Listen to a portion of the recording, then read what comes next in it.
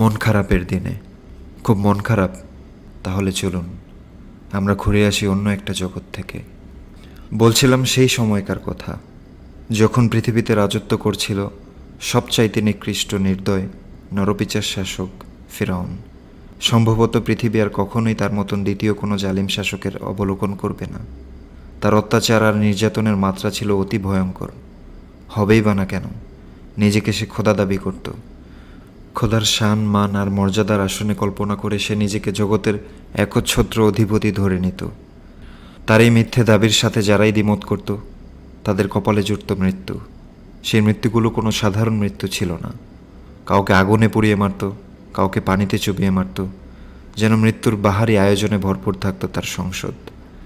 ফিরআউন ধরে ধরে বনি ইসরায়েলের পুত্র সন্তানদের হত্যা করত।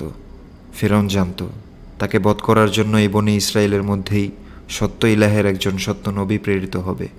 সে ভাবত বনি ইসরায়েলের ঘরে জন্ম নেওয়া সকল পুত্র সন্তানকে হত্যা করতে পারলেই তার পথের কাঁটা সাফ করে ফেলা যাবে। এই নিষ্ঠুর নির্দয় জালিমের হাত থেকে নিজের সন্তানকে বাঁচাতে মরিয়া হয়ে উঠল শিশু মুসার মায়ের অন্তর। চোখের সামনে প্রাণাধিক প্রিয় সন্তানের নির্মম মৃত্যু দৃশ্য অবলোকন করা দুনিয়ার কোনো মা বাবার পক্ষেই সম্ভব নয়। কিভাবে বাঁচাবেন পুত্রকে তিনি? কিভাবে তাকে আড়াল করবেন জালিম বাহিনীর নাগপাশ থেকে? অস্থির চঞ্চলা হয়ে পড়লেন তিনি। মুসার মায়ের হৃদয়ের এই বেকুলতা আল্লাহর কাছে গোপন থাকল না। তিনি শিশু মুসা আলাইহিসসালামকে একটা বাক্সে ভরে নদীতে ভাসিয়ে দেওয়ার জন্য মুসার মাকে নির্দেশ দিলেন। ব্যাপারটা কোরআনে এসেছে। আল্লাহ সুবহানাহু ওয়া তাআলা বলেছেন, আর আমি মুসার মায়ের নিকট এই মর্মে নির্দেশ পাঠালাম যে তুমি তাকে দুধ পান করাও। অতঃপর যখন তুমি তার ব্যাপারে আশঙ্কা করবে তখন তাকে নদীতে নিক্ষেপ করবে। চিন্তা করুন, একদিকে ফিরআউন বাহিনীর হাত থেকে সন্তানকে প্রাণে বাঁচাতে মায়ের অন্তর মরিয়া, অন্যদিকে বলা হচ্ছে শিশুটাকে যেন বাক্সবন্দি করে নদীর পানিতে ভাসিয়ে দেওয়া হয়। আপাত দৃষ্টিতে আমাদের মনে হতে পারে এ যেন মৃত্যুর আগেই মৃত্যুকে বরণ করে নেওয়া। ডাঙার বাঘের ভয়ে জলের কুমিরের সামনে সন্তানকে ঠেলে দেওয়ার মতন ব্যাপার। আমার এবং আপনার মনে যে ভাবনার উদয় হচ্ছে তা কি মুসা আলাইহিসসালামের মায়ের মনেও উদয় হয়নি? হ্যাঁ, হয়েছে। তবে তার মনের সেই ভীতি, সেই ভয়, সেই সন্দেহ তখনই দূর হয়ে গেল যখন তিনি আল্লাহর কাছ থেকে আশার বাণী শুনতে পেলেন। সুবহানাল্লাহ বলেন, আর একদম ভয় করবে না এবং চিন্তাও করবে না। নিশ্চয়ই আমি তোমার সন্তানকে তোমার নিকট ফিরিয়ে দেব এবং তাকে রাসূলদের অন্তর্ভুক্ত করব। সূরা কাসাস আয়াত ৭। এই জায়গায় আমি কিংবা আপনি হলে যে ভয় এবং যে ভীতি আমাদের অন্তরকে আষ্টে পৃষ্ঠে ধরত, একই ভয় মুসা আলাইহিসসালামের মায়ের মনেও জেগে বসেছিল। তবে তিনি হতোদ্যম হয়ে যাননি, আশা ছেড়ে দেননি। তিনি চোখ মুখ বন্ধ করে এমন এক সত্তার উপর ভরসা করেছিলেন যার দেয়া আশা কখনো মিথ্যে হয় না, যিনি কখনোই প্রতিশ্রুতি ভঙ্গ করেন না। এরপর ফলাফল কী হলো তা আমরা সকলেই জানি। মুসা আলাইহিসসালামকে আল্লাহ সুবহানাহু ওয়া তাআলা রক্ষা করেছিলেন। কেবল রক্ষাই করেননি, যে শত্রু হন্যে হয়ে তাকে হত্যা করার জন্য উৎপেতে ছিল, সেই শত্রুর অন্দরমহলেই শিশু মুসা আলাইহিসসালামকে আল্লাহ তাআলা বড় করে তুলেছিলেন। এই পরিকল্পনা কার? কে এমন নিখুঁত পরিকল্পনা করার ক্ষমতা রাখেন? তিনি সুমহান আল্লাহ। আল্লাহ তাআলা কোরআনে বলেন, তারা চক্রান্ত করে আর আল্লাহ কৌশল করেন। নিশ্চয়ই আল্লাহ সর্বশ্রেষ্ঠ কৌশলী। সূরা আলে ইমরান আয়াত ৫৪। আমরা ইয়াকুব আলাইহিসসালামের ঘটনাও স্মরণ করতে পারি। শিশু ইউসুফ ছিলেন পিতা ইয়াকুব আলাইহিসসালামের সবচেয়ে প্রিয় সন্তান। ইউসুফের প্রতি পিতা ইয়াকুব আলাইহিসসালামের এই অবর্ণনীয় ভালোবাসাকে কোনোভাবে মেনে নিতে পারেনি তার অন্য সহোদরেরা। হিংসার বশবর্তী হয়ে খেলার নাম করে তারা ছোট্ট ইউসুফকে ফেলে দেয় এক অন্ধকার কূপের মধ্যে। পিতা ইয়াকুব আলাইহিসসালামের কাছে এসে তারা খুব সুন্দর কাহিনী ফেঁদে বসল। বলল, বাবা, খেলার মাঠ থেকে ইউসুফকে বাঘ খেয়ে ফেলেছে। ইয়াকুব আলাইহিসসালাম জানতেন তার ছেলেরা তার কাছে এসে মিথ্যা কথা বলছে। তিনি এটাও জানতেন তারা নিশ্চিত ইউসুফের কোনো ক্ষতি করে বসেছে। এতৎসত্ত্বেও তিনি কোনো প্রতিশোধ গ্রহণ করলেন না। প্রাণাধিক প্রিয় সন্তানকে হারানোর বেদনায় মাথা চাপড়িয়ে অজ্ঞান হয়ে গেলেন না। এমনকি ছেলেদের তিনি কোনো কটু কথা, কোনো হুমকি ধামকি পর্যন্তও দিলেন না। তিনি কি বলেছিলেন জানেন? কোরআনে এসেছে, সূরা আলে ইমরান আয়াত ৫৪। সুতরাং আমার করণীয় হচ্ছে সুন্দর এবং সুস্থিরভাবে ধৈর্য ধারণ করা। আর তোমরা আমার কাছে যা বর্ণনা করছো সে বিষয়ে আল্লাহই হলেন আমার একমাত্র সাহায্যদাতা। আল্লাহর উপর ভরসার পারদ কতটা উঁচুতে থাকলে এমন মুহূর্তে একজন বাবা এরকম কথা বলতে পারে, এভাবে ধৈর্যের চরম পরীক্ষা দিতে পারে। আর সেই ধৈর্যের বিনিময় কতটা বিশাল ছিল তা তো আমরা জানি। ইউসুফ আলাইহিসসাল্লামকে পরবর্তীকালে আল্লাহ সুবহানাহু ওয়া তাআলা মিশরে অধিষ্ঠিত করেন রাজার বিশ্বস্ত লোক হিসেবে। যে ভাইগুলো তার সাথে শত্রুতা করে একদিন তাকে কূপে ফেলে দিয়েছিল, তাদেরকেই তিনি তার পায়ের কাছে এনে ফেলেছিলেন। তিনি ইয়াকুব আলাইহিসসাল্লামের কাছে ফিরিয়ে দিয়েছিলেন প্রিয়তম পুত্র ইউসুফকে, আর ইউসুফ আলাইহিসসাল্লামের কাছে ফিরিয়ে দিয়েছিলেন প্রিয়তম পিতাকে। সুবহানাল্লাহ! কত সুন্দর আল্লাহর জুড়ে দেওয়া মেলবন্ধন, কত চমৎকারই না বিপদে ধৈর্য ধারণের ফল। সুতরাং দুনিয়াবি কষ্টগুলোতে না পাওয়া ও হারিয়ে ফেলাগুলোতে একজন মুমিন কখনোই হতাশ হবে না। চরম বিপদের মুহূর্তে উভয় সংকটের সময় মুসা আলাইহিসসালামের মাতা আল্লাহর দেয়া ফয়সালাই মাথা পেতে গ্রহণ করেছিলেন এবং অপেক্ষা করেছিলেন আল্লাহর কৃত ওয়াদার ফল লাভের জন্য। পুত্র হারানোর শোকের দিনেও নবী ইয়াকুব আলাইহিসসালাম দেখিয়েছেন ধৈর্যের চরম পরাকাষ্ঠা। আল্লাহ তাদের কাউকেই হতাশ করেননি। আন্তরিক সবর এবং আল্লাহর উপর তাওয়াক্কুল তথা ভরসা করার জন্য আল্লাহ তাদের উত্তম বিনিময় প্রদান করেছেন। মুসা আলাইহিসসালামের মাতার যিনি রব, তিনি আপনারও রব। যিনি ইয়াকুব আলাইহিসসালামের প্রতিপালক, তিনি আপনারও প্রতিপালক। মুসার মাতা যার উপরে ভরসা করেছিলেন, আপনিও তার উপর ভরসা করুন। ইয়াকুব আলাইহিসসালামের ভরসার কেন্দ্রবিন্দু যেখানে, আপনিও ঠিক সেই জায়গায় আপনার সমস্ত আশা আর ভরসাকে সমর্পণ করুন। যিনি মুসার মাতার অন্তরকে প্রশান্ত করতে পারেন, তিনি কি আপনার ভেঙে খান খান হয়ে যাওয়া হৃদয়ে প্রশান্তির ফুলগুধারা বয়ে দিতে পারেন না? যিনি মুসা আলাইহিসসালামকে তার চরম শত্রুর ঘরের মধ্যে বড় করে তুলতে পারেন, তিনি কি চাইলে আপনার দুঃখ, আপনার ব্যথা উপশম করে দিতে পারেন না? যে মহান রব মুসার মাতার আর ইয়াকুব আলাইহিসসালামের ভরসার প্রতীক হয়েছিলেন, আস্থার প্রতীক হয়েছিলেন, সেই রবকে আপনিও আপনার সকল আশা ভরসার প্রতীক বানিয়ে ফেলুন। জীবনের সমস্ত দুর্যোগে কেবল তার উপরই ভরসা করুন। দেখবেন আপনার জীবন এক অন্যরকম প্রশান্তিতে ভরে গেছে। মানুষ হিসেবে আপনার অবশ্যই জানা উচিত, এই দুনিয়া আপনার জন্য কখনোই নির্মল আর নির্ঝঞ্ঝাট হবে না। জীবনের একটা পরম বাস্তবতা হলো, জীবন কখনোই রেল লাইনের মতো সমান্তরাল হয় না। এই জীবন হলো দুঃখ, ক্লেশ, কষ্ট দিয়ে করা। দুনিয়ার সবাইকে আপনি কখনোই আপনার বন্ধু হিসেবে পাবেন না।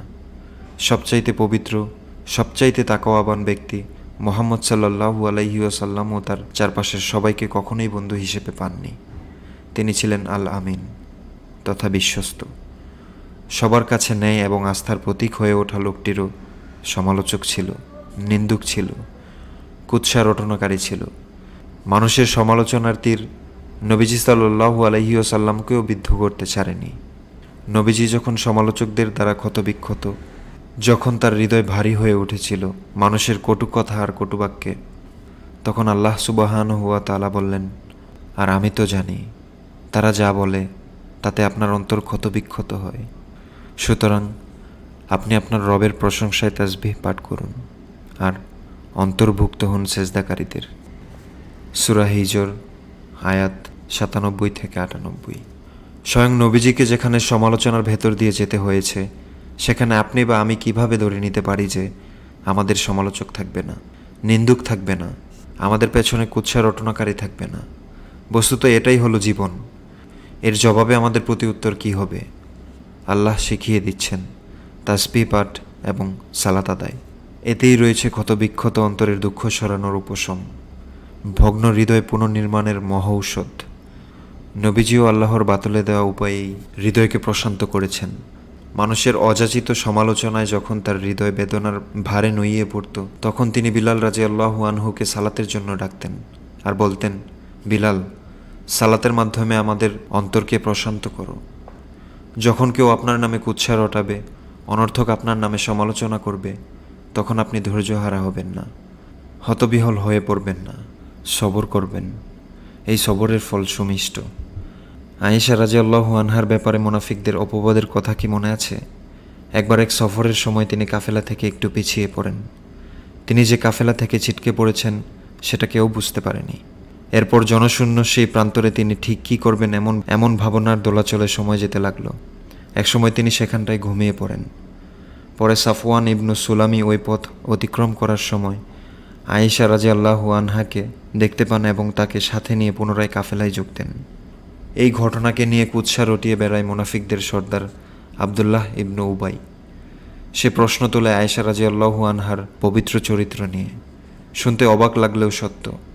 মুনাফিকদের এই কুৎসা, এই সমালোচনা এবং তিরস্কার রাসূলুল্লাহ সাল্লাল্লাহু আলাইহি ওয়াসাল্লাম আয়েশা রাদিয়াল্লাহু আনহার মাঝে সাময়িক দূরত্বের কারণ হয়ে দাঁড়িয়েছিল। নবীজি বুঝতে পারছিলেন না সমালোচকদের তিনি কী জবাব দেবেন, কীভাবেই বা প্রমাণ করবেন যে আয়েশা একজন সতীসাধ্যী নারী। তাছাড়া আবদুল্লাহ ইবনু উবাই যা প্রচার করে বেড়াচ্ছে তার সত্য মিথ্যার ব্যাপারেও তিনি সন্দিহান। তিনি কেবল আল্লাহর উপর ভরসা করলেন। এমন দোটানা পরিস্থিতি, এমন বিপন্ন সময়ে তিনি এক মহামহিম আল্লাহর উপর তাওয়াক্কুল করেছেন। আয়েশা রাদিয়াল্লাহু আনহাও তাই করলেন। কারোর সাথে কোনো বিরোধ করেননি, কোথাও উচ্চবাচ্য করেননি। চোখের জল ফেলে কেবল আল্লাহর কাছে নিজের সমস্ত অভিযোগ, সমস্ত বাসনা সোপার্দ করেছেন। আল্লাহ সুবহানাহু ওয়া তাআলা কি মুহাম্মদ সাল্লাল্লাহু আলাইহি ওয়াসাল্লাম কিংবা আয়েশা রাদিয়াল্লাহু আনহাকে নিরাশ করেছেন, হতাশ করেছেন? মুনাফিকদের বিরুদ্ধে, সমালোচনাকারীদের বিরুদ্ধে, কুৎসা রটনাকারীদের বিরুদ্ধে সাহায্য করেননি? অবশ্যই করেছেন। ওহী নাজিল করে আল্লাহ সুবহানাহু ওয়া তাআলা আয়েশা রাদিয়াল্লাহু আনহার চরিত্রের ব্যাপারে মুনাফিকদের সকল ষড়যন্ত্রকে নস্যাৎ করে দিয়েছেন। কোরআনে আল্লাহ বলেছেন, নিশ্চয়ই যারা এই অপবাদ রটনা করেছে তারা তোমাদেরই একটি দল। সূরা নূর আয়াত 11। এটা যে একটি অপবাদ, কুৎসা এবং জিঘাংসা সেটা আল্লাহ সুবহানাহু ওয়া তাআলা স্পষ্ট করেই জানিয়ে দিয়েছেন। এভাবেই তো আল্লাহ তার মুমিন ব্যক্তিদের সাহায্য করে থাকেন, কখনো স্পষ্ট সাহায্য, আবার কখনো বা অস্পষ্ট সাহায্য। জীবনে আপনিও আপনার চারপাশে একটি দল পাবেন যারা সর্বদা আপনার সমালোচনায় মুখর থাকবে, গভীর পর্যবেক্ষণের দ্বারা আপনার ভালো কাজটির খুঁত বের করবে, আপনার ত্রুটিযুক্ত কাজটিকে ফলাও করে প্রচার করে বেড়াবে, যাতে আপনাকে মানসিকভাবে ভেঙে দেওয়া যায়, যাতে আপনি হতাশ হয়ে পড়েন, আপনার মন যাতে বিষিয়ে ওঠে। এসব কিছুই তারা আপনার প্রতি হিংসা, ঈর্ষা আর জিঘাংসার বশবর্তী হয়ে করে থাকে। কারণ আপনার অবস্থান তাদের পীড়া দেয়, আপনার গ্রহণযোগ্যতা তাদের মনে বিষাক্ত ফলার মতো আঘাত করে। আপনাকে আপনার অবস্থান থেকে নামিয়ে আনার চিন্তায় তারা সদা বিভোর থাকে। কিভাবে অন্যদের চোখে আপনাকে খাটো করা যায়, কিভাবে অন্যদের মনে আপনার ব্যাপারে সন্দেহের বীজ বুনে দেয়া যায়। এদের ব্যাপারে কখনোই হতাশ হবেন না, এদের কথায় মন খারাপ করবেন না, ভেঙে পড়বেন না, হতোদ্যম হবেন না। এদের কথা কিংবা বক্তব্যের বিপরীতে প্রতিক্রিয়া দেখাবেন না, শুধু সবর করবেন। আল্লাহর উপর ভরসা করে তাদের ক্ষমা করে দেবেন। নিজের এবং তাদের হেদায়েতের জন্য আল্লাহর কাছে প্রার্থনা করবেন। ব্যাস, আপনার কাজ কেবল এতটুকুই। এরকম অবান্তর সমালোচনায় পতিত হলে নিজের সাথে কথা বলুন, ভেবে দেখুন তো আপনার ইখলাস আর নিয়ত আপনার কাছে পরিশুদ্ধ মনে হয় কিনা। যদি অন্তরের ভেতর থেকে এই কথা প্রতিধ্বনিত হয় যে আমি তো এই কাজ আল্লাহকে রাজি খুশি করার জন্যই করেছি, তাহলে নিশ্চিন্ত মনে আপনার পরবর্তী কাজে মনোযোগ দিন। এরকম বিশুদ্ধ নিয়তের কারণে ভুল কাজটার জন্যও আপনার আমলনামায় হয়তো সওয়াব যোগ হয়ে গেছে। মন খারাপের দিনগুলোতে আল্লাহর সাথে বেশি বেশি কথা বলুন। কোরআন তিলাওয়াতের মাধ্যমে, সালাতের সিজদার মধ্যে আল্লাহকে বলুন তিনি যেন আপনার অশান্ত মনটাকে প্রশান্ত করে দেন। তাকে অনুনয় বিনয় করে বলুন বুকের মধ্যে যে কালবৈশাখী ঝড় আপনার মনের উঠোনকে তছনছ করে দিচ্ছে, সেই কালবৈশাখী তিনি যেন থামিয়ে দেন। সেখানে যেন রহমতের বাড়িধারা প্লাবিত হয়। একটিবার নিজের জীবনে কোরআনকে জায়গা করে দিন, দেখবেন জীবনের গতিপথ কিভাবে পাল্টে যায়। কোরআনের সার নির্যাসকে একবার নিজের জীবনে বাস্তবায়ন করেই দেখুন না, দেখবেন আপনার জীবনটা অন্যরকম এক শীতলতায় ভরে উঠেছে। দুনিয়ার মানুষ যে অন্তর ভেঙে দেয়, আল্লাহ সুবহানাহু ওয়া তাআলা সেই অন্তর ভালোবাসার প্রলেপে জোড়া লাগিয়ে দেন। আপনার মনে হচ্ছে আপনি ব্যর্থ হয়ে গেছেন, তাই না? মনে হচ্ছে পৃথিবীটা আপনার জন্য সংকীর্ণ হয়ে গেছে, জীবনের কোনো মানে খুঁজে না পেয়ে হতাশায় নিমজ্জিত আপনার তনুমন, তাই তো? কোরআন খুলুন, দেখুন আপনার রব আপনার জন্যই বলেছেন অবশ্যই বিশ্বাসীরা সফল হয়েছে। সূরা মুমিনুন আয়াত 1। আপনি একজন মুমিন, একজন বিশ্বাসী, একজন তাকওয়াবান। আপনি তো হতাশ হতে পারেন না। আল্লাহর দয়া থেকে, তার করুণা, ভালোবাসা এবং রহমতের যে বাড়িধারা আপনার উপর বর্ষিত হচ্ছে, তা থেকে আপনি কিভাবে নিরাশ হবেন? দুনিয়াবি ব্যর্থতা, অসফলতায় আপনার কি আসে যায় বলুন? আল্লাহর উপর যারা ভরসা করে, নির্ভর করে, তারা হতাশ হয় না। দুনিয়ার ব্যর্থতা তাদের আঘাত দেয় না, তারা বরং অপেক্ষার প্রহর গণে মহা সাফল্যের, সেই সাফল্যের যার প্রতিশ্রুতি দিয়েছেন স্বয়ং রব্বুল আলামিন। আপনার হৃদয় যখন আল্লাহর উপর ভরসায় টইটুম্বুর, তখন সিজদায় জাকারিয়া আলাইহিস সালামের মতো করে বলুন, হে আমার রব, আমি তো কখনো তোমাকে ডেকে ব্যর্থ হইনি। সূরা মুমিনুন আয়াত 1।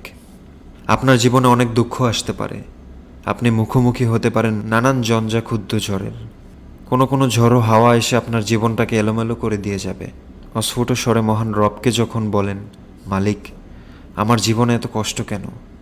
তিনি তখন বলেন, ইন্না মাআল উসরি ইউসরা, নিশ্চয়ই কষ্টের সাথেই রয়েছে স্বস্তি। এমন কঠিনতর বিপদে আশেপাশে কাউকে পাচ্ছেন না, এমনকি অন্ধকারে আপন ছায়াটাও মিলিয়ে যায়। আপনার এতদিনের সুহৃদপ্রিয় বন্ধু, প্রিয় স্বজনদের কেউই এই দুর্দিনে আপনার পাশে নেই। মনে হচ্ছে আকুল দরিয়ায় একটি ডুবুডুবু নৌকার আপনি একাই যাত্রী। এই নৌকা যে কোনো মুহূর্তেই তলিয়ে যাবে। এমন সময় আপনি যখন আশাহত হয়ে রবের কাছে ফরিয়াদ করে বলেন, মাবুদ, আজকে আমাকে সাহায্য করার মতন কেউই নেই, তখন আপনার রব বলেন, মুমিনদের সাহায্য করা আমার দায়িত্ব। সূরা রুম আয়াত 47। প্রিয়জনেরা বিচ্ছেদ ঘটিয়ে দূরে চলে গেছে। জীবন নামক চোরাবালির সাথে আপনি আর কোনোভাবেই পেরে উঠছেন না। খুব অসহায় বোধ করছেন। মনে হচ্ছে আপনি এখনই ডুবে যাবেন দুঃখের অতল গহ্বরে, হারিয়ে যাবেন চিরতরে। তখন যদি মুখ ফুটে বলেন, আল্লাহ, আমার পাশে আজ কেউই আর অবশিষ্ট নেই, তখন আপনার ডাক শুনে আল্লাহ বলেন, ভয় পেও না, আমি তোমাদের সাথেই আছি, আমি সব শুনি এবং দেখি। সূরা তহা আয়াত 46। পাপে জর্জরিত হয়ে আছে জীবন। চোখ মেললেই চারিদিকে কেবল অন্ধকারের ঘনঘটা দেখতে পান।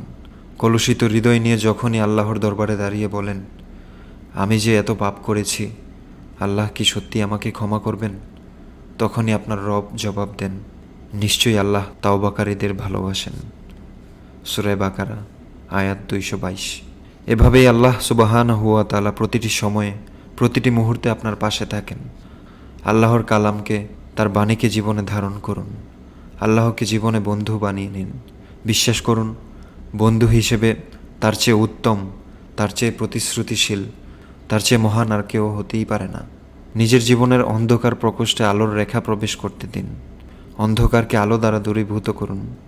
আপনার যে পৃথিবী এতদিন ঘন ঘোর আধারে নিমজ্জিত ছিল, তা উদ্ভাসিত হবে সম্পূর্ণ নতুন এক রূপে, নতুন এক রঙে। মন খারাপের দিনগুলোতে আল্লাহকে আপনার সঙ্গী বানান। দেখবেন সেই মুহূর্তগুলো সব আচমকা আপনার জীবনের সেরা মুহূর্তে পরিণত হয়ে গেছে। তাই যে দুঃখগুলোর কথা কাউকে বলতে পারছেন না, যে দুশ্চিন্তার অনলে আপনি দগ্ধ হচ্ছেন প্রতিদিন, যে ভয় আপনাকে তাড়িয়ে বেড়াচ্ছে অহরহ, হারানোর যে বেদনা আপনাকে কুরে কুরে খাচ্ছে, যে অস্থিরতা আপনাকে ঘুমোতে দিচ্ছে না, যে ভগ্ন হৃদয় আপনাকে ভেঙে খান খান করে দিচ্ছে, সে সমস্ত মন খারাপের গল্পে কেবল বলুন, হাসবুনাল্লাহু ওয়া নি'মাল ওয়াকিল, আমার জন্য আমার আল্লাহই যথেষ্ট। বিশ্বাস করুন, আপনার সমস্ত মন খারাপের উপশমের জন্য কেবল এতটুকুই যথেষ্ট। আল্লাহ যার অভিভাবক, কপালে তার দুশ্চিন্তার ভাঁজ থাকতেই পারে না। আমার এত দুঃখ কেন? মাঝে মাঝে ভীষণ কষ্ট লাগে। বুকের ভেতরে বাসা বাঁধে দুঃখের কালো মেঘ। অবিরাম বৃষ্টি ধারার মতো বিষণ্ণতা এসে আছড়ে পড়ে মনের উঠোনে।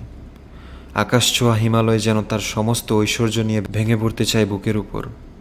জগৎ সংসার তখন বিষাক্ত লাগে। মাঝে মাঝে প্রচণ্ড দুঃখবোধে ভেঙে পড়ি আমরা। হয়তো হঠাৎ করে হারিয়ে বসি কোনো প্রিয় মানুষকে। খুব আশা করে থাকি এবারে পৌষের শীতে মায়ের হাতে বানানো ধোয়া ওঠা ভাপা পিঠা খাবো বলে। কিন্তু পৌষ আসার আগেই মা হয়তো দুনিয়ার পাট চুকিয়ে ওপারে পাড়ি জমিয়েছেন। অথবা আস্তে আস্তে করে জমানো টাকা, যে টাকা দিয়ে বাবাকে ঈদে উপহার দিয়ে চমকে দেব ভেবেছিলাম, ঈদ আসার আগেই হয়তো বাবা চলে গেছেন রবের সাক্ষাতে। এমনও হতে পারে ভালো বেতনের কোনো চাকরি হঠাৎ করেই চলে গেল। অথবা আমার এক বন্ধু আমার সমান যোগ্যতা নিয়ে জীবনে সাই সাই করে উন্নতি করছে, কিন্তু আমি কিছুই করতে পারছি না। আমার বন্ধু আমার সমান খাটাখাটুনি করে খুব ভালো রেজাল্ট করেছে, কিন্তু আমি পারছি না। পারিবারিক অথবা দাম্পত্য জীবনটাও খুব একটা ভালো যাচ্ছে না। ব্যবসায় লোকসান হচ্ছে, খেতে নষ্ট হচ্ছে ফসল, উর্বরতা হারাচ্ছে আবাদি জমি, মরে যাচ্ছে গবাদি পশু, বন্যায় ভেসে গেছে একমাত্র আশ্রয়, অগ্নিকাণ্ডে পুড়ে ছাই হয়ে গেছে তিলে তিলে জমানো সম্পদ, মাথার উপর বেড়েই চলেছে ঋণের বোঝা। আবার এমনও হতে পারে কাছের মানুষগুলো আস্তে আস্তে দূরে সরে যাচ্ছে, সবচেয়ে প্রিয় বন্ধুটিও আজ ফিরে তাকাচ্ছে না, বাড়ছে দূরত্ব, ভেঙে যাচ্ছে সম্পর্কের বন্ধন। এমন নানান রকম জীবন সমস্যার মুখোমুখি কমবেশি আমরা সকলেই হয়ে থাকি। আমরা ভেঙে পড়ি, বিষণ্ণতার বিষবাষ্পে ছেয়ে যায় আমাদের হৃদয়কোণ। কিন্তু আমাদের সাথে কেন এমনটা হয়? আমরা সকলেই পরীক্ষা শব্দটির সাথে পরিচিত। স্কুল, কলেজ ও ইউনিভার্সিটিগুলোতে আমরা পরীক্ষা দিই। পরীক্ষায় পাশের জন্য আমরা দিনরাত পড়াশোনা করি, নোট করি, নিয়মিত ক্লাস করি। দুনিয়ার জীবনটাও আল্লাহর পক্ষ থেকে আমাদের জন্য ঠিক সেরকম একটা পরীক্ষা। আল্লাহ সুবহানাহু ওয়া তাআলা আমাদের এই দুনিয়াতে পাঠিয়েছেন পরীক্ষা করার জন্যই। আমরা তার অনুগত বান্দা কিনা তা যাচাইয়ের জন্য না। আল্লাহ সুবহানাহু ওয়া তাআলা অবশ্যই এই যাচাই বাছাইয়ের ফলাফলের উপর নির্ভরশীল নন। তিনি আলিমুল গায়েব, ভূত ভবিষ্যৎ সব কিছুই তিনি জানেন। তিনি জানেন আমাদের মধ্যে কে কে তার অনুগত আর কে কে তার অবাধ্য। চাইলেই তিনি আমাদের দুনিয়াতে না পাঠিয়ে সরাসরি আমাদের রূহ তথা আত্মাগুলোকে হয় জান্নাতে আর না হয় জাহান্নামে দিয়ে দিতে পারতেন। কিন্তু তিনি এমনটি করেননি, কারণ তিনি আমাদের কোনো প্রশ্ন করার সুযোগ দিতে চাননি। কীরকম প্রশ্ন? কিয়ামতের মাঠে যাতে আমরা অভিযোগ করে বলতে না পারি, আপনি আমাদের তো পরীক্ষাই করেননি, পরীক্ষা ছাড়াই আমাদের জাহান্নামে পাঠিয়েছেন। অথচ আমরা পরীক্ষা নিলে আজকে আমি জাহান্নামের বদলে জান্নাতে থাকতে পারতাম। দুনিয়াকে আল্লাহ তাআলা বানিয়েছেন বিশাল একটা পরীক্ষা কেন্দ্র। আল্লাহ সুবহানাহু ওয়া তাআলা কোরআনে বলেছেন, আমি অবশ্যই তোমাদের পরীক্ষা করব ভয়, ক্ষুধা এবং তোমাদের জানমাল ও ফসলাদির ক্ষয়ক্ষতির মাধ্যমে, আর ধৈর্যশীলদের সুসংবাদ দিন। সূরা বাকারা আয়াত 155। আল্লাহ সুবহানাহু ওয়া তাআলা আমাদের পরীক্ষা করবেন ভয়ভীতি দিয়ে। কখনো কি এমন হয়েছে যে আপনি বাসে করে কোথাও যাচ্ছেন এবং সেই বাসটা হঠাৎ করে দুর্ঘটনার কবলে পড়ল? সেই দুর্ঘটনায় মারা গেছে আপনার পাশের যাত্রীটা, কিন্তু আপনার তেমন কোনো ক্ষতিই হয়নি। হয়েছে এরকম, দূরের যাত্রার বিরক্তি কাটাতে একটু আগেও দুজনে পাশাপাশি দিব্যি ঘোষ গল্প করছিলেন, কিন্তু কয়েক মিনিটের ব্যবধানেই আপনার পাশের সেই যাত্রী এখন মৃত আর আপনি জীবিত রয়ে গেলেন। এই দুর্ঘটনায় কিন্তু আপনারও মৃত্যু হতে পারত। পাশের সহযাত্রীর মতো আপনিও কিন্তু লাশে পরিণত হতে পারতেন। আপনার নামের পাশে আহত শব্দের বদলে শোভা পেত নিহত শব্দটি। কিন্তু আল্লাহ সুবহানাহু ওয়া তাআলা আপনাকে বাঁচিয়ে নিয়েছেন। চাক্ষুষ এই ভয়ানক দৃশ্য অবলোকন করিয়ে আল্লাহ আপনাকে পরীক্ষা করেন। তিনি দেখতে চান যে আপনি এই দৃশ্য থেকে শিক্ষা নেন কিনা, তার শুকর আদায় করেন কিনা, তার অবাধ্যতা থেকে ফিরে আসেন কিনা। তিনি দেখতে চান এই মৃত্যুর দৃশ্যটা আপনার হৃদয়ে কতটা প্রভাব ফেলে, আপনার বোধোদয় ঘটে কিনা। এরকম বিভীষিকাময় দৃশ্য দেখে আপনি মৃত্যু ভয়ে কাতর হয়ে পড়েন কিনা, সেটাই হলো আপনার জন্য পরীক্ষা। জীবনে এমন আরও বহু ঘটনার সাক্ষী আপনি হতে পারেন। লন্ডনে যাওয়ার জন্য আপনি বুধবার সকালে বিমানের টিকিট চেয়েছেন, কিন্তু পেয়েছেন বুধবার বিকেলের। সকালের টিকিট না পাওয়ায় আপনার প্রচণ্ড মন খারাপ। হতে পারে সকালের টিকিট না পাওয়ায় লন্ডনে কোনো একটা পার্টিতে আপনি অংশগ্রহণ করতে পারবেন না। হতে পারে ম্যানচেস্টার শহরের কোনো এক মনোজ্ঞ অনুষ্ঠান আপনি মিস করবেন। অস্বাভাবিক নয়, কিন্তু সকালের টিকিট না পাওয়াতে একরাশ দুঃখ আর মন খারাপ নিয়ে টিভি খুলে যখন দেখতে পেলেন লন্ডনের উদ্দেশ্যে যাত্রা করা সকালের নির্ধারিত সেই ফ্লাইট ক্র্যাশ করেছে এবং নিহত হয়েছে বিমানের সকল যাত্রী, তখন কেমন লাগবে আপনার বলুন তো? মিস হয়ে যাওয়া ম্যানচেস্টারের ওই মনোজ্ঞ অনুষ্ঠান কি আপনার প্রাণের চেয়েও মূল্যবান? সকালের ফ্লাইট মিস হয়ে যাওয়ায় আপনার কি তখনও মন খারাপ থাকবে, আফসোস হবে? মানুষের একটা বৈশিষ্ট্য হলো সে নিজেকে সবসময় নির্ভুলতার আসনে দেখতে পছন্দ করে। সে মনে করে তার জীবনের সব ভালো মন্দ ঠিক বেঠিক বোঝার ব্যাপারে সেই যথেষ্ট। নিজের জন্য পছন্দ করা জিনিসটা কিভাবে তার জন্য হুমকি স্বরূপ হতে পারে সেটা মানুষ ভাবতেও পারে না। আবার এটাও মানুষ কল্পনা করতে পারে না যেটা সে অপছন্দ করে সেটা কিভাবে তার জন্য জীবনের টার্নিং পয়েন্ট হয়ে উঠতে পারে। মানুষ এটা কখনোই বুঝতে পারবে না। এটা জানেন কেবল আল্লাহ সুবহানাহু ওয়া তাআলা, কারণ তিনিই অতীত বর্তমান ভবিষ্যতের ব্যাপারে জ্ঞান রাখেন। এজন্যই তিনি কোরআনে বলেছেন, হয়তো তোমরা যা অপছন্দ করো তাই তোমাদের জন্য কল্যাণকর, আর তোমরা যা পছন্দ করো সেটা হতে পারে অকল্যাণকর। বস্তুত আল্লাহ জানেন, কিন্তু তোমরা জানো না। সূরা বাকারা আয়াত 216। আল্লাহ সুবহানাহু ওয়া তাআলা দেখতে চান এরকম নিশ্চিত মৃত্যুর হাত থেকে আপনাকে বাঁচানোর পরেও আপনি পরের বার ম্যানচেস্টার শহরে মদের বারে যান কিনা। তিনি দেখতে চান রাত হলেই আপনি তার অবাধ্যতায় গা ভাসিয়ে কোনো নাইট ক্লাবে গিয়ে ফুর্তিতে মেতে ওঠেন কিনা। এই যে নিশ্চিত মৃত্যুর হাত থেকে বাঁচিয়ে আপনার মধ্যে একটা ভয় ধরিয়ে দেওয়া, সেটাই আল্লাহর পরীক্ষা। তিনি দেখতে চান এই ভয় আপনাকে কোন দিকে নিয়ে যায়, আল্লাহর পথে না শয়তানের রাস্তায়। আল্লাহ তাআলা পরীক্ষা করবেন ক্ষুধা অনাহারের মাধ্যমে। এই উদাহরণের যথার্থতা উপলব্ধি করার জন্য রাস্তার একজন ভিক্ষুকের দিকে তাকান, অথবা সেই অভাবী লোকটার দিকে যে অপলক দৃষ্টিতে আপনার বার্গার খাওয়ার দৃশ্যটি অবলোকন করে।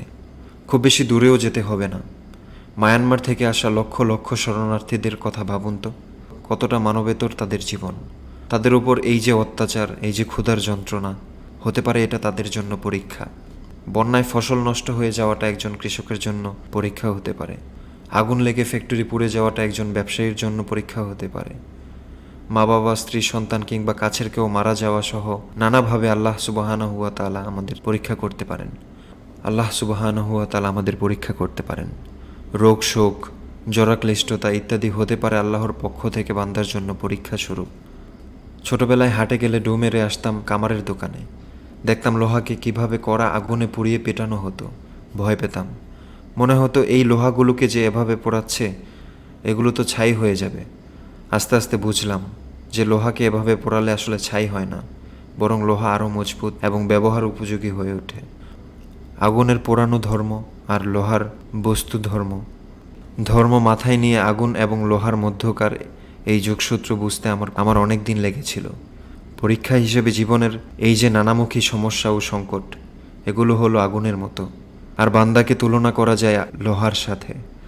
আগুন আর লোহার সম্পর্কে যেমন পুড়িয়ে নিঃশেষ বা ধ্বংস করে ফেলা নয়, বরং সুন্দর ও উপকারী কিছু তৈরি করা, আল্লাহর পক্ষ থেকে আসা এই পরীক্ষাগুলোও বান্দার জন্য খারাপ কিছু নয়, বরঞ্চ বান্দাকে পরিশুদ্ধ করে তোলাই আল্লাহর ইচ্ছা। আল্লাহ তার প্রিয় বান্দাদের বেশি পরীক্ষা করেন। আল্লাহ যদি চান যে তার কোনো বান্দা শুদ্ধ আর শুভ্রতার স্পর্শে পবিত্র হয়ে উঠুক, তখন তিনি সেই বান্দার বেশি বেশি পরীক্ষা নেন। নবী রাসূলদের জীবনের দিকে তাকালেই আমরা এর সত্যতা দেখতে পাই। সম্ভবত আল্লাহ তাআলা এমন কোনো নবী রাসূল দুনিয়াতে প্রেরণ করেননি যাকে কঠিন পরীক্ষার ভেতর দিয়ে যেতে হয়নি। শিশু মুসা আলাইহিস সালামকে তো শত্রুর ভয়ে বাক্সে ভরে দরিয়ায় নিক্ষেপ করতে হয়েছিল। বড় হয়ে ওঠার পরও কি তাকে কম পরীক্ষার মধ্য দিয়ে যেতে হয়েছে? ফেরাউনের মুখোমুখি হওয়া থেকে শুরু করে গভীর সংকট মাথায় নিয়ে লোহিত সাগর পার হওয়া, কতই না সংকটাপন্ন মুহূর্ত ছিল সেগুলো। নবী আইয়ুব আলাইহিস সালাম শেষ বয়সে এসে আল্লাহর পরীক্ষার মুখোমুখি হয়ে গেলেন। একে একে হারাতে লাগলেন ধন সম্পদ, জমিজমা, সব কিছু।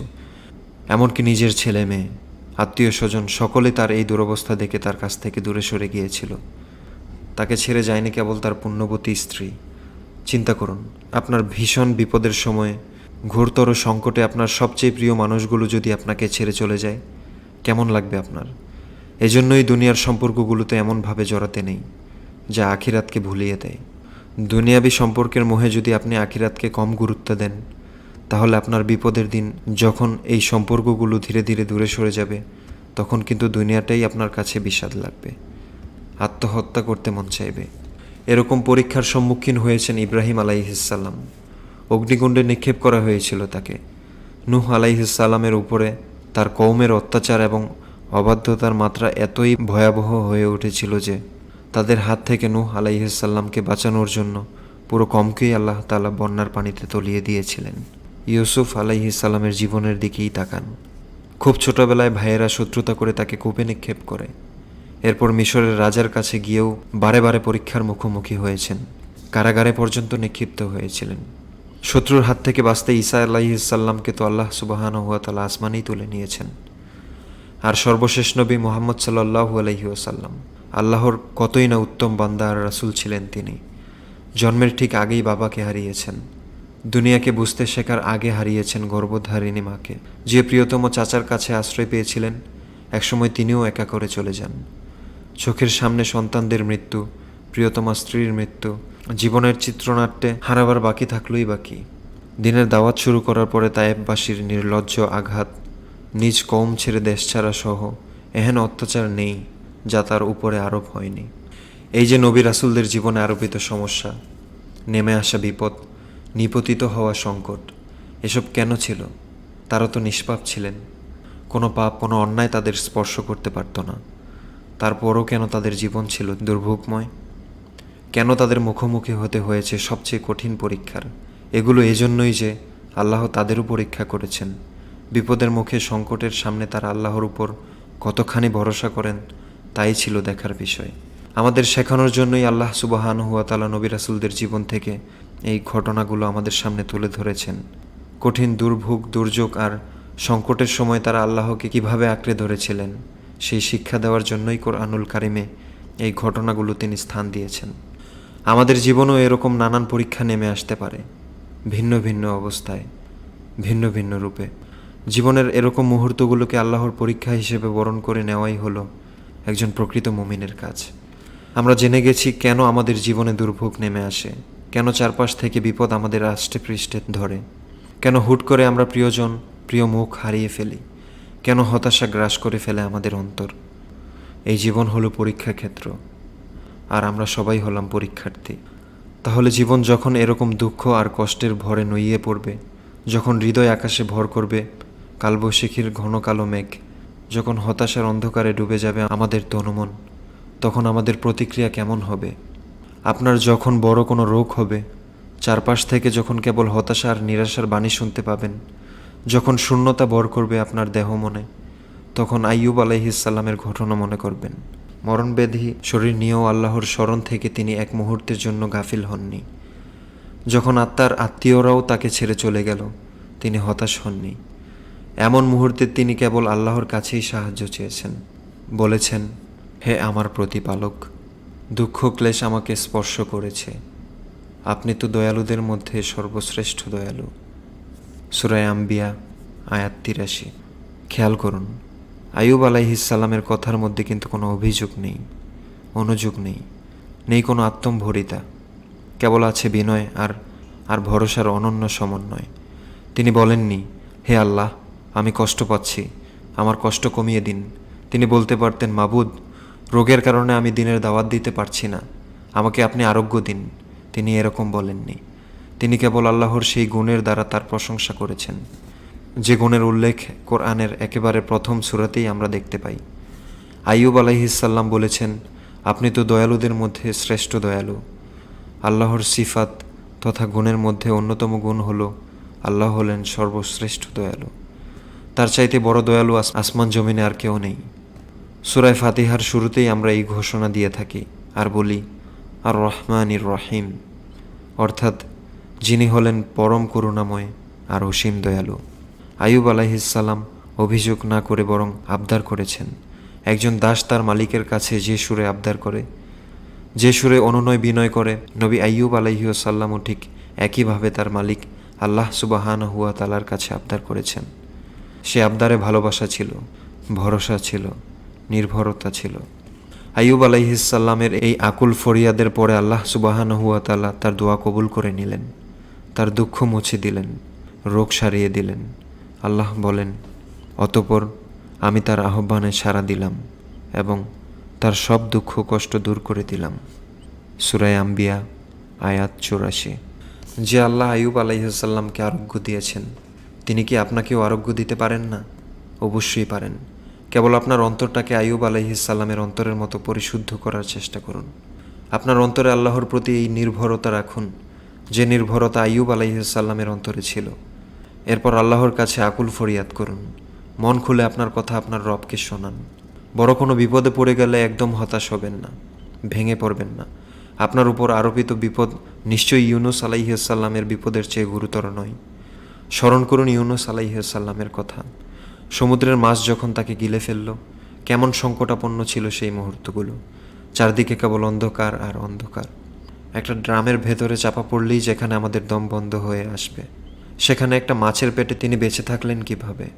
কে তাকে বাঁচিয়ে রাখলেন? আল্লাহ ছাড়া কার ক্ষমতা আছে মাছের পেটে নবী ইউনুস আলাইহিসসালামের জন্য অক্সিজেন পাঠাবে?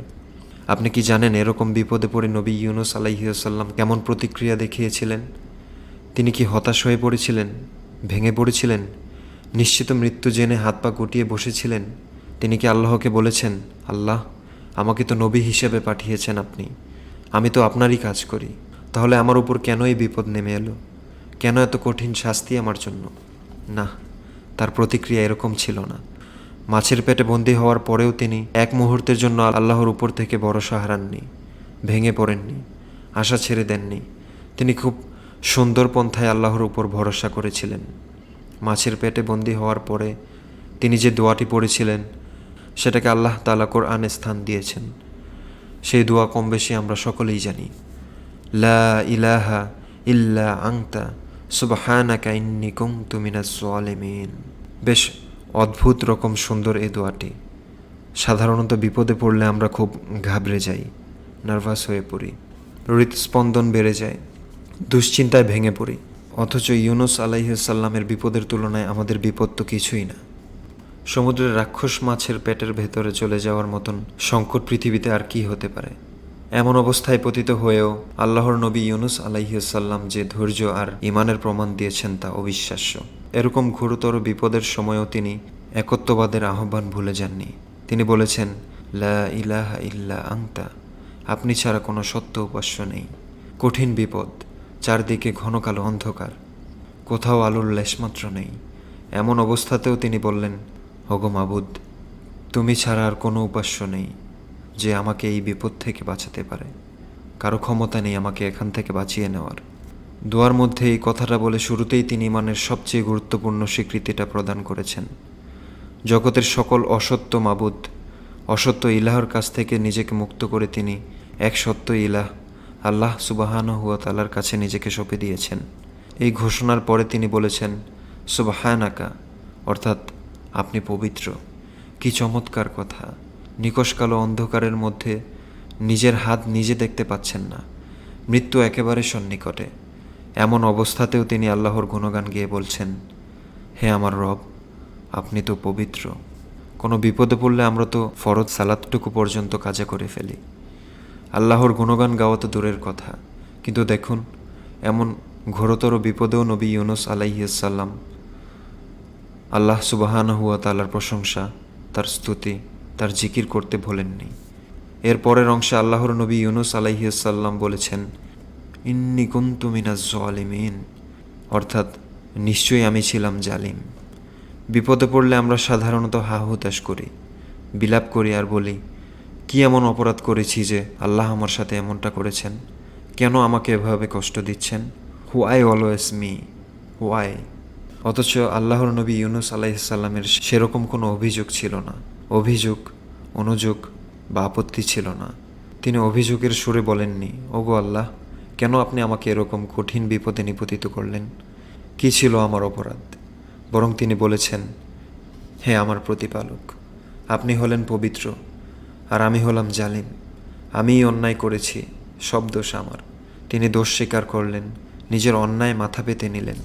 তবে তার আগে আল্লাহ সুবহানাহু ওয়া তাআলাকে সকল দোষ, সকল ত্রুটি আর সকল ভ্রান্তির ঊর্ধ্বে ঘোষণা করলেন। প্রতিউত্তরে আল্লাহ বললেন, অতঃপর আমি তার সেই আহ্বানে সাড়া দিলাম এবং তাকে দুশ্চিন্তা থেকে মুক্তি দিলাম। এভাবেই আমি মুমিনদের রক্ষা করি। সূরা আম্বিয়া আয়াত 88। বিপদে পড়লে আমাদের উচিত ধৈর্য ধারণ করা, আল্লাহর প্রতি অভিযোগ না এনে নিজের ভুল স্বীকার করা, এরপর সর্বোত্তম উপায়ে আল্লাহর কাছে দোয়া করা। কোরআনে নবী রাসূলদের এরকম আরও বেশ কিছু দোয়া আছে যেখানে তাদের সর্বোচ্চ ধৈর্য, তাকওয়া আর ঈমানের প্রমাণ পাওয়া যায়। বিপদের সময় তারা কখনো ভেঙে পড়তেন না, নিরাশ হতেন না।